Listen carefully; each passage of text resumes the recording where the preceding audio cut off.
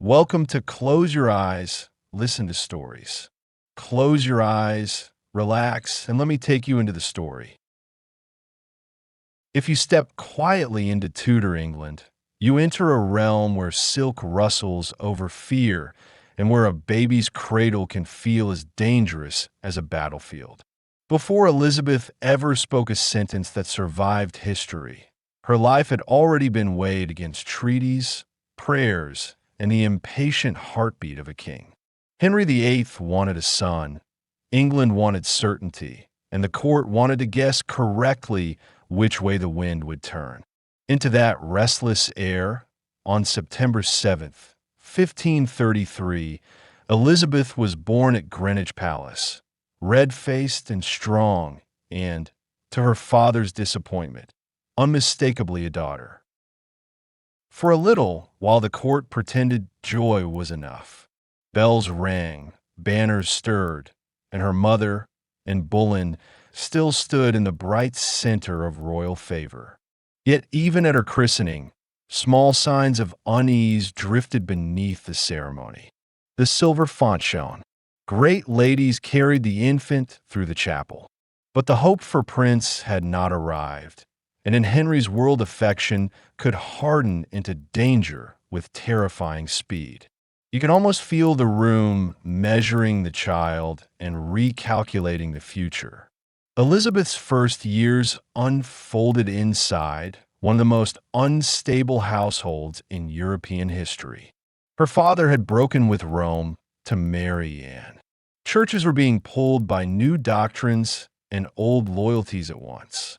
Servants listened more carefully than they spoke. Courtiers learned to smile with only half their thoughts showing.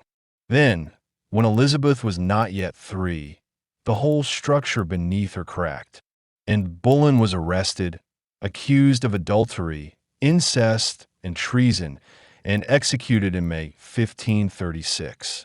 Most historians regard the charges as politically driven and deeply suspect. For the child, though, what mattered was the result. Her mother was gone, and Parliament declared Elizabeth illegitimate. That legal word, bastard, followed her like a chill draft through many rooms. It did not erase her blood, but it changed her place. She was no longer a princess in the full, secure sense. She became a royal daughter who could be cherished one week and inconvenient the next. Her household moved away from the center of power to Hatfield. There, among orchards, damp grass, and the routines of a noble nursery, Elizabeth learned one of the first lessons of her life. Survival sometimes looks quiet from the outside. Hatfield was not a prison. It was something subtler. She had attendance, lessons, fine clothing, and the privileges of rank. Yet every comfort depended on a court she did not control. New queens came and went through her father's life. Jane Seymour gave England the longed-for prince, Edward, then died soon after childbirth. Anne of Cleves arrived from Germany and departed by annulment. Catherine Howard rose glittering and fell to the scaffold. Catherine Parr, the last wife, brought learning and a degree of steadiness.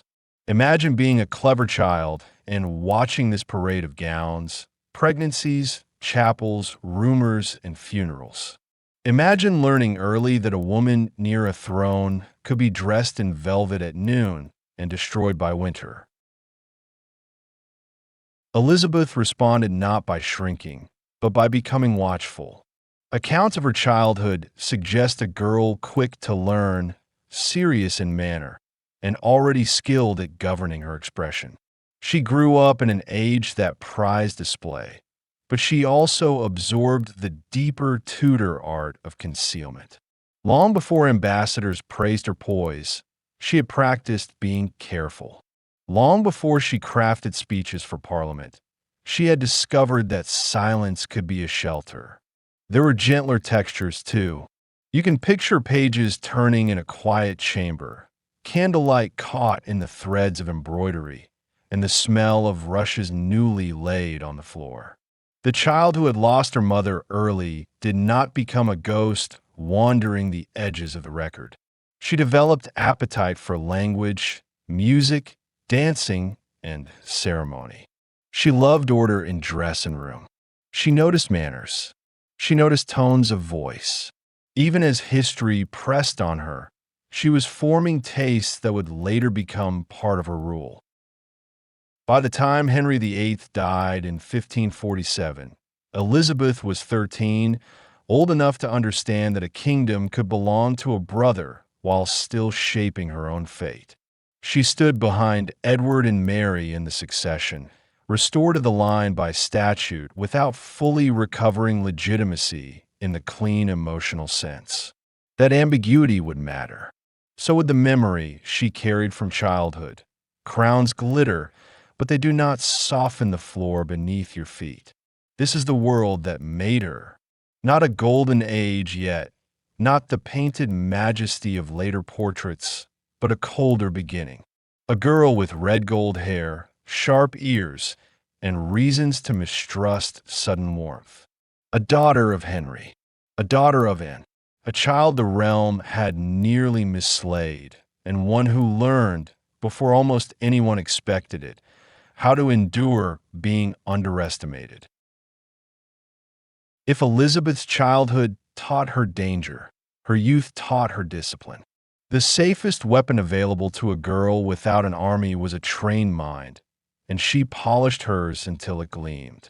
Under tutors such as William Grinnell and later Roger Ascham, she studied Latin and Greek, then French and Italian, and gained enough command of languages to impress scholars who were not easily impressed by royal children.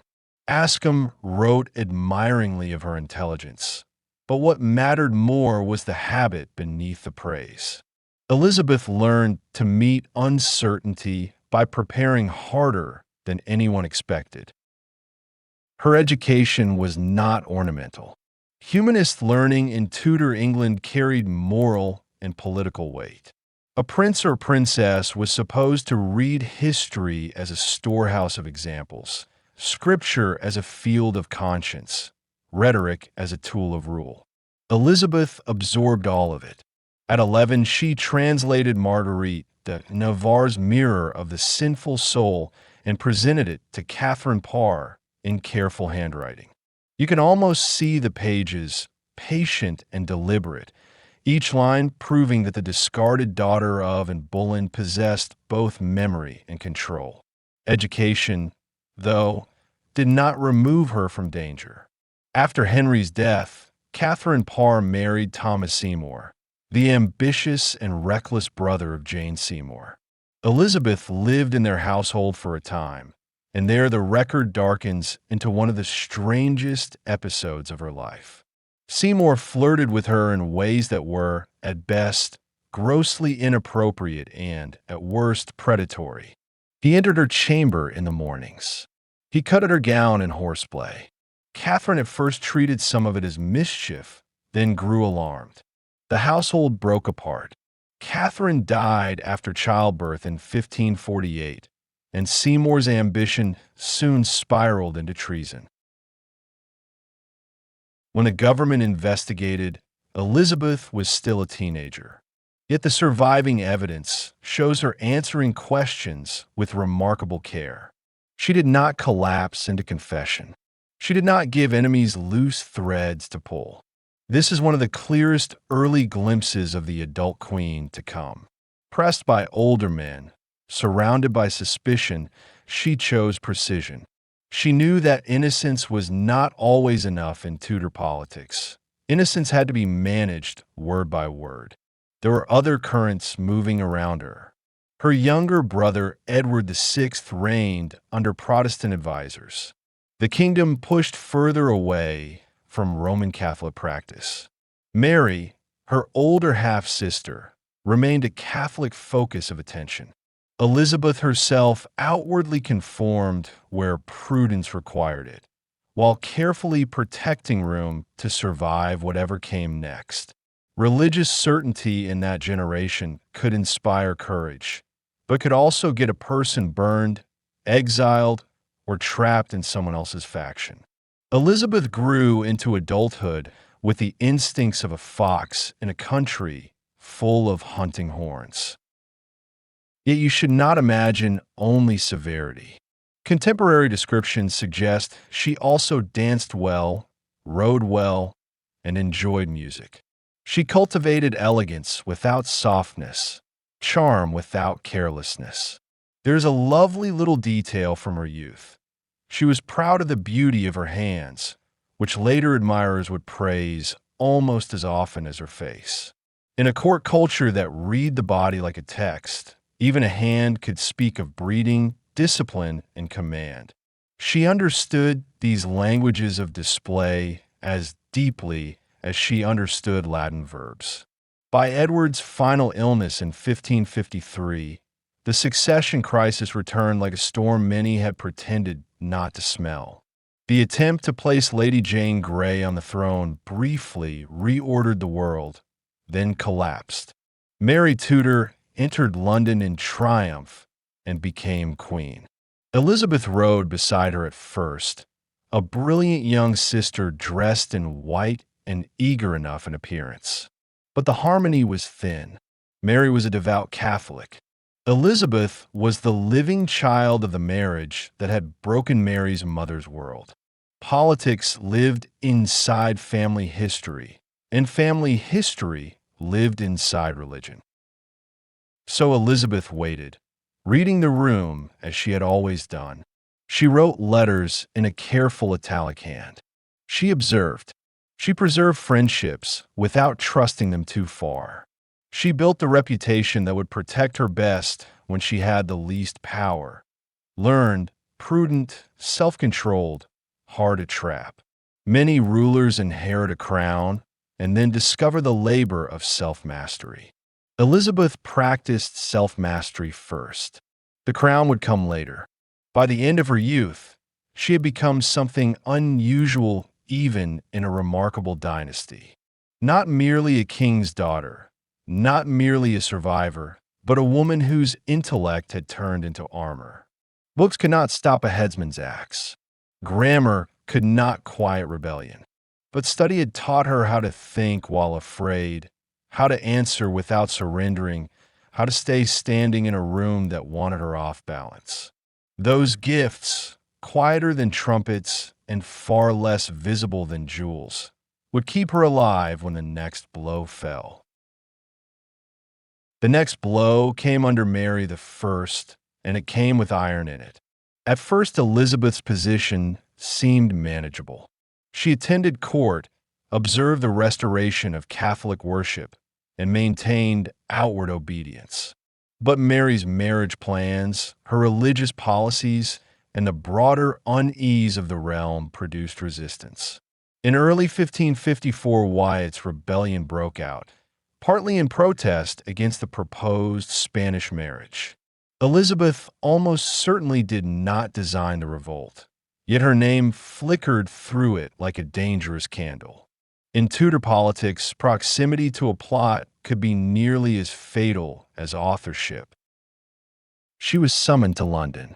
She claimed illness and delay, but the order held. Soon she was carried by barge along the Thames to the Tower of London, entering on a cold March day through the Traitor's Gate, the same fortress where her mother had once awaited death. If you slow the scene down, it becomes almost unbearably vivid. The dark water slaps the stone, or strike and lift. The young woman, 20 years old, knows her family history too well to confuse imprisonment with mere inconvenience. Inside the tower, she protested her innocence. She asked for confrontation with her accusers. She sent letters insisting she had done nothing against the queen. One famous story says she sat on the damp stone steps and refused at first to enter, declaring that better people had perished there. Whether embroidered or not, it fits the pressure of the moment. Elizabeth knew the tower was not only a building, it was a theater of memory, and she had every reason to fear becoming its next lesson. No proof sufficient for execution emerged. That absence saved her, but it did not free her. She was moved to house arrest at Woodstock, where surveillance replaced prison walls. There, under guard and uncertainty, she endured one of the most important stretches of waiting in her life. It is easy to hurry past waiting in biographies, but waiting was one of Elizabeth's central talents. She could inhabit suspended time without wasting it. She read, she wrote, she watched which winds might shift. According to tradition, she even scratched on a window, "Much suspected by me, nothing proved can be," a line so perfectly suited to her predicament that it has lingered in memory, whether or not every word is exact. Mary's reign grew harsher in reputation as Protestant burnings multiplied and hopes for an heir faded. Elizabeth remained dangerous simply by existing. Ambassadors measured her chances. English Protestants saw her as the likeliest future. Catholics suspicious of and Boleyn's daughter feared what her accession might mean. Yet Mary hesitated to destroy her sister without certainty. Blood, legitimacy, diplomacy, and public opinion tangled together. Elizabeth survived not because she was safe, but because the cost of killing her remained frighteningly high. When Mary died in November 1558, the long suspense broke. Elizabeth at Hatfield is said to have heard the news beneath an oak tree and spoken words from Psalm 118 in Latin. "This is the Lord's doing, and it is marvelous in our eyes." The story may have been polished by retelling, but it carries the right stillness. Her accession was not the start of innocence. It was the reward for endurance. Her first public steps as queen were careful and theatrical at once. During the coronation procession through London, pageants presented her as Deborah, as Judith, as a bringer of peace. She understood the exchange instantly. The people offered symbols. She answered with performance.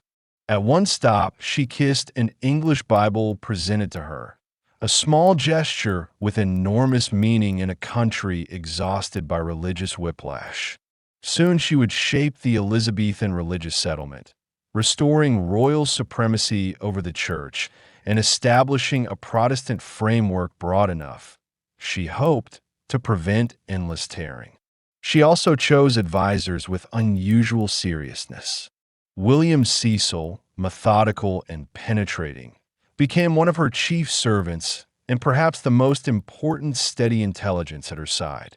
Elizabeth liked clever people, but not if they mistook cleverness for permission to rule her. Even early in her reign, she showed the mix that would define her: willingness to consult, refusal to be absorbed. You can picture the transformation in surfaces first. The former prisoner now wears cloth of gold. The guarded woman now sits beneath a canopy. Trumpets sound, nobles bow, foreign envoys calculate. Yet inside the ceremony, the same habits endure. She remembers accusation without proof. She remembers the river to the tower. She remembers how quickly law can become theater and theater become blood. That memory did not make her timid. It made her exact. So when Elizabeth stepped fully into queenship, she did not step as a dreamer. She stepped as someone tempered by the gate she had passed through and lived to leave behind. The crown rested on a head that knew prison, suspicion, scripture, and silence. England had a new queen, but the deeper fact was this: the woman now ruling it had already survived almost everything that could have taught her caution. Elizabeth's great political genius was not that she solved every problem. It was that she understood how power could be stretched, delayed, displayed, and reframed until other people began to move around her rhythm. No issue shows this more clearly than marriage. From the first years of her reign, counselors urged her to wed. Parliament worried over succession. Foreign princes were proposed. English noblemen dreamed. Elizabeth listened, encouraged, withdrew, and listened again. In a Europe that assumed a woman ruler needed a husband to steady her, she turned uncertainty itself into policy.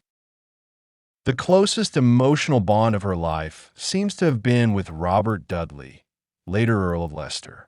He was handsome, ambitious, and known to her from youth.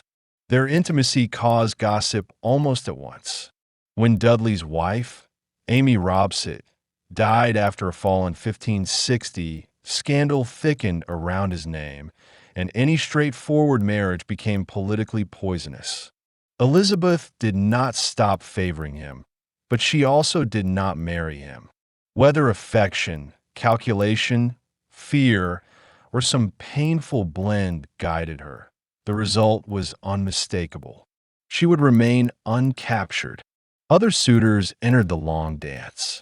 Philip II of Spain, once Mary's husband, was briefly suggested. Archduke Charles of Austria hovered in negotiation. Much later came Francis, Duke of Anjou, younger than Elizabeth and genuinely able to stir feeling in her, at least for a time. She nicknamed him her frog. Courtiers smiled, worried, negotiated, and waited for decisions that never quite settled. This was not mere feminine indecision, as hostile observers sometimes sneered. It was governance. A possible marriage could buy months of peace, years of diplomacy, or leverage in treaty talks. Elizabeth used hope the way some monarchs use cavalry. At home, she crafted an image no English ruler before her had needed in quite the same way. If she would not be wife or mother in the ordinary dynastic sense, she would be something larger and stranger. The Virgin Queen, symbolically married to her realm. The imagery grew over time through portraits, speeches, progresses, poems, and court ritual. In picture after picture, she appears pearl-hung, stiff with embroidery, bright as a reliquary. But those jeweled surfaces were working garments. They translated vulnerability into majesty. Her annual progresses carried that majesty into the countryside. Elizabeth traveled more than many monarchs, moving with a vast household from noble house to noble house, letting subjects see her and nobles pay dearly for the privilege of hosting her. These journeys were exhausting, theatrical, and politically brilliant. You can imagine dust rising from the road, tapestries being hurried into place, cooks laboring, petitions folded into waiting hands. The queen arrived like weather. She listened to speeches, hunted, danced, and observed local feeling. Rule was not only done in chambers, it was performed across the kingdom. She delighted in language and often answered petitioners or ambassadors with polished spontaneity. She could be charming, furious, playful, and devastating within a single conversation. The famous indecision of her counsels was sometimes real, sometimes tactical. Elizabeth liked to postpone a final step until alternatives had exposed themselves. Her ministers groaned, yet delay often protected her from irreversible mistakes. She knew that once a monarch signs, commands, or marries, possibility collapses into fact. She preferred possibility while it still served. Religion remained the deep fault line beneath everything. The settlement of 1559 did not please zealots on either side. That may be one reason it lasted. Elizabeth had Protestant convictions, but she disliked doctrinal extremity when it threatened order. She reportedly said she had no wish to make windows into men's souls, a line that may be apocryphal in wording, yet entirely true in spirit. She wanted outward conformity, relative peace, and a church under her authority. In an age of sharpened confessions, moderation could be both principle and tactic. By the late 1560s, another problem sharpened: Mary, Queen of Scots. Mary had a stronger Catholic claim in the eyes of many Europeans and, after fleeing Scotland, became Elizabeth's unwilling guest and permanent danger. The English queen never found a clean answer to her cousin. To free Mary was perilous. To kill her was dreadful. To keep her was exhausting. So the years filled with plots, letters, coded messages, and the slow tightening web of surveillance that men like Francis Walsingham helped weave. There is a small domestic detail that softens the grandeur. Elizabeth loved fine fabrics and seems to have delighted when she received a pair of black silk stockings, preferring them to the cloth ones she had worn before. It is such a human note. The great queen of portraits, pleased by the feel of new silk on her legs. These little textures matter. They remind you that power lived in a body that tired, chilled, delighted, and aged. By mid-reign, Elizabeth had become both woman and emblem, flesh and performance. She had learned to let foreign powers court a possibility, to let subjects adore a symbol, and to let ministers labor while she held the final shape of choice in reserve. To rule England as an unmarried queen in the 16th century required more than courage. It required inventing a form of monarchy that had no stable script before she began. No reign can remain suspended forever in elegance. The decisions deferred in one decade returned sharpened in the next. And for Elizabeth, the sharpening came through conspiracy, execution, war, and the slow loneliness of age. Mary, Queen of Scots, still lay at the center of one great knot. Repeated Catholic plots imagined Mary's release and Elizabeth's death. When the Babington Plot of 1586 exposed correspondence that implicated Mary in plans against the English queen, the old dilemma ended. Mary was tried and condemned. Elizabeth signed the warrant, then recoiled at its consequences, perhaps sincerely, perhaps politically. In February 1587, Mary was executed. That death shocked Europe and helped harden the conflict with Spain. Philip II already had many reasons to oppose England. Protestant support for the Dutch revolt, English privateering against Spanish shipping, and Elizabeth's refusal to return neatly to Catholic obedience. Now the struggle moved toward open collision. The Armada campaign of 1588 has been polished into legend so often that it can seem made of brass rather than weather. But the reality was tense, improvised, and full of human strain. England's fleet, commanded in part by Charles Howard and Francis Drake, did not simply smash Spain in a single glorious blow. There were maneuvers, shortages, nerves, and the enormous roll of wind. At Calais, English fireships helped break the Spanish formation. Off Gravelines, battle grew fierce and confused. Then storms drove the battered armada northward around Scotland and Ireland, where wreckage and death multiplied. The famous medal struck afterward carried the words Afflavit Deus et dissipati sunt. God blew, and they were scattered. Propaganda and gratitude often share a face. Elizabeth's most famous moment from that crisis came on land at Tilbury, where she addressed troops assembled against possible invasion. The speech survives in a form recorded later, so parts of it live in the realm of popular tradition. But its enduring line is unforgettable. She had the body of a weak and feeble woman and the heart and stomach of a king. Whether heard exactly in those words or shaped by memory, the statement crystallized what subjects wanted from her. She would turn the language of female vulnerability into a challenge and then step through it.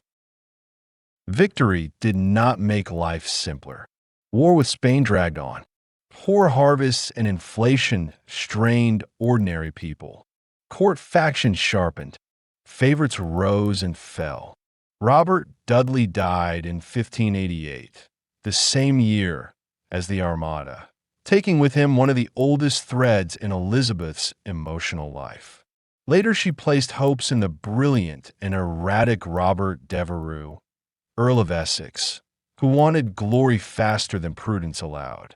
He offended her, failed in Ireland, and in 1601 launched a foolish rising in London. Elizabeth, who had spent a lifetime managing dangerous men, sent him to the block. Age altered her without softening the demands of rule. The bright auburn hair of youth gave way to wigs.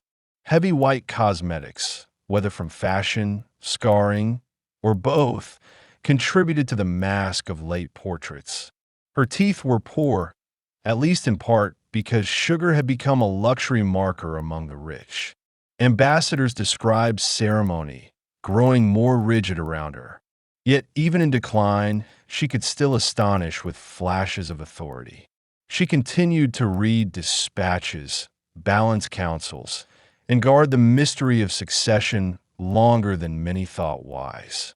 There is something haunting in the last years. The queen who had once danced for hours in mastered rooms with sparkle became more remote, more symbolic, almost as if the image she had built was hardening around her like lacquer. Friends died. Old companions vanished. The younger generation of courtiers did not always understand the risks she remembered in her bones. The kingdom loved her, complained about taxes, mocked favorites, celebrated victories, and leaned on her still. A ruler can be surrounded and lonely at the same time. One of the quiet truths of Elizabeth's reign is that survival has a cost. It gave her experience, caution, and an extraordinary instinct for balance. It also trained her to distrust full surrender, whether to love, confession, or certainty. The woman who saved her realm from some dangers could not save every person she cherished, and she could not create a simple, private self apart from the crown. The crown had become the self, or nearly. By the turn of the 17th century, England had changed around her. It was more Protestant, more literate, more entangled with the sea, more conscious of itself as a power. Her government had helped nurture the climate in which drama flourished, trade widened, and national myth thickened. But in the Queen's own chambers, the candles burned lower. The great storms had passed. What remained was the long echo they left inside the woman who had stood through them. When Elizabeth entered her final season, the question she had delayed for decades could no longer be held entirely at bay. She never married, never produced an heir, and never publicly embraced a successor with the frankness her counselors wanted. Yet the likely future narrowed toward James VI of Scotland, son of Mary, Queen of Scots, and great-grandson of Henry VII. It is one of history's cool ironies that the son of the woman Elizabeth had kept confined and then allowed to die would inherit the kingdom she had spent a lifetime stabilizing. In March 1603, after days of weakness and silence at Richmond Palace, Elizabeth died. Reports from the end are touched by the same mixture of fact and ritual that surrounds much of her life. Some accounts say she refused to lie down, sitting on cushions for long hours. Others emphasize prayer, grief, or exhaustion. Whatever the precise details, the ending feels fittingly austere. The queen who had mastered display passed into that final stillness where display can no longer help. James succeeded smoothly, and that smoothness was one of Elizabeth's last achievements, even if she had resisted naming it too openly. The realm did not fracture at her death. There was no immediate civil war, no catastrophic contest of claimants. After all the old Tudor convulsions of annulment, rebellion, execution, and uncertain legitimacy, the transfer of power held. Stability can be a quiet monument. It makes less noise than battle, but it lasts longer in the bones of a country. What, then, remains when you set aside the schoolbook halo and the painted pearls? First, the reality of her mind. Elizabeth was not merely clever for a queen. She was formidable by any standard. She translated texts, sparred in multiple languages, remembered detail, and understood the uses of timing as deeply as many generals understand terrain. Second, the discipline of her self-fashioning. She made monarchy into an art of image without letting image drift too far from administration. That balance is harder than it looks. A ruler can become all theater or all paperwork. Elizabeth managed, for much of her reign, to be both symbol and technician. There are smaller survivals too, and they are often the most tender. The handwritten translations from her youth still exist. So do letters in which her moods flash out more vividly than in official speeches. Portraits preserve the impossible stillness of the icon, while account books and ambassadorial reports preserve the movement underneath.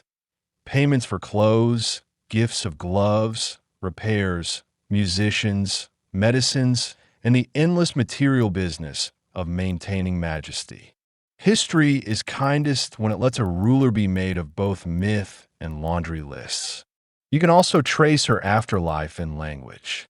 The phrase Elizabethan age still glows with the aura of a cultural spring, though the reality beneath it included plague, censorship, poverty, and sharp hierarchy. Shakespeare and his contemporaries did not bloom because one queen waved a hand over England like a fairy in a mask. Yet her long reign provided continuity, patronage networks, and a sense of national frame in which art could gather force. She became, in memory, the still center around which a whole century seemed to turn. And then there is the emotional legacy, the one that keeps listeners returning. Elizabeth offers a paradox that never loses its pull. She was dazzling and guarded, public and private, affectionate and withholding, vain and hardworking, cautious and brave. She knew how to flatter. She knew how to wound. She could hesitate until those around her trembled, then decide with cold finality. A flatter portrait would be less interesting. Her greatness lies partly in the fact that she was never simple. It helps, perhaps, to imagine the noise falling away. No more trumpet flourish in the presence chamber. No more scratch of diplomats' pens. No more murmur of counselors waiting outside a door. Just the idea of a woman who spent her life in brilliantly lit rooms and now recedes into a softer distance. The pearls, the ruffs, the jeweled sleeves, the red wig, the sharp answers, the hidden fears, the river to the Tower, the road to Tilbury, the years of not yielding too much to any person or power. They all settle together. If you rest beside her story long enough, what lingers is not only triumph, it is steadiness. A child almost pushed aside became a queen difficult to move. A prisoner crossed into sovereignty. A woman in a century suspicious of female rule taught kingdoms to negotiate on her terms. That does not make her flawless. It makes her human on a grand scale, which is more impressive. So let Elizabeth I remain here not as marble, but as a presence fading gently through candlelit air. Not the virgin queen alone, not the untouchable portrait alone, but the alert mind behind the paint, the survivor inside the pageant, the aging woman beneath the crown. In that softer outline, her story finally grows calm. England changes. Dynasties pass. Ships sink. Portraits crack. Yet the shape she made in history, precise and glittering and lonely, still catches the light. And that's where this story comes to a rest. Close your eyes, carry this story with you, and slowly drift off to sleep. If you enjoyed it, subscribe to Close Your Eyes, Listen to Stories. There's always a new story waiting for you here. Sweet dreams.